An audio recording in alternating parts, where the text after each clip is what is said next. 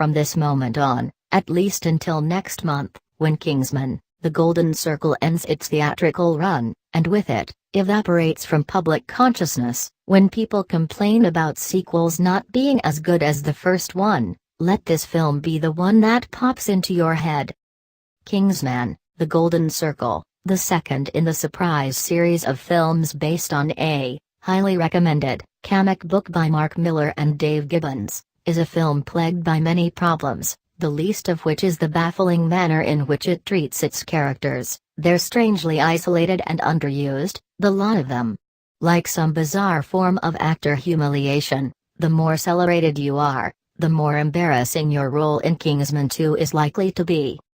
Of the 4 Oscar winners in its cast, one remains confined to a padded cell for more than half the movie, hallucinating butterflies. Another exclusively spends her time staring at large computer screens. The third drinks whiskey in a conference room, pausing only to deliver unsolicited lectures about the brewery business, while the fourth, Julianne Moore, literally, makes minced meat out of her enemies halfway across the world.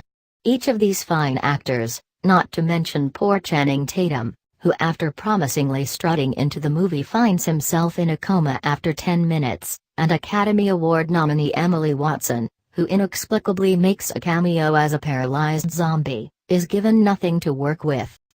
But most of these problems can be excused, or at least, explained away. As with most of life's troubles, the blame can squarely be laid on greed, of actors, of filmmakers, of the studio, and of the audience.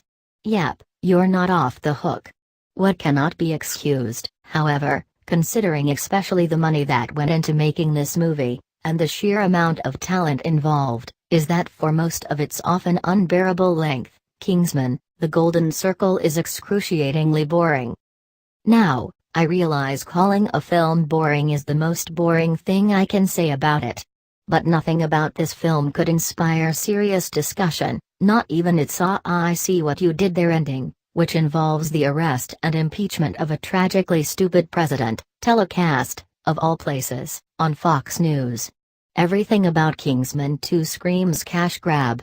It's the textbook definition of a rushed sequel meant to capitalize on the success of the first film, which was, in comparison to this, damn near a masterpiece. Just this year, we've seen 3 excellent examples: John Wick, Chapter 2, Guardians of the Galaxy, Volume 2, and Annabelle, Creation were all good films in their own way. Observed from a distance, and from under the lull of popcorn, it would seem as if all 3 movies followed the sequel code closely, that is, understand what fans liked about the first one, and ramp it all up to 11.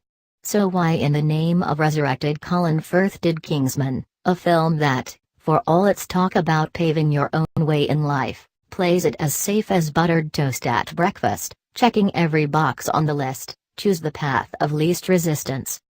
Take one look at its basic plot, and you'll have the answer.